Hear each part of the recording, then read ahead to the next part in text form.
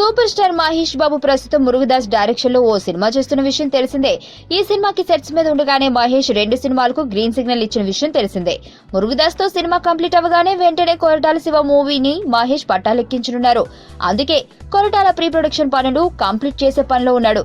భరత్ అను నేను అనే టైటిల్ ని ఫిలిం ఛాంబర్ లో రిజిస్టర్ చేసిన దర్శకుడు ఈ సినిమాని సెప్టెంబర్ 22వ తేదీన విడుదల చేయాలని మొదట ప్లాన్ చేశారు.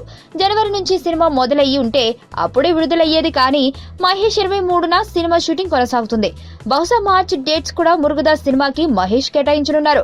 కొరటాలతో మూవీ మొదలవ్వడం ఆలస్యం కానుండటంతో విడుదల తేదీ మారింది. 2018 సంక్రాంతికి భరత్ అను నేను రిలీజ్ చేయాలని మూవీ యూనిట్ తాజాగా నిర్ణయం తీసుకుంది.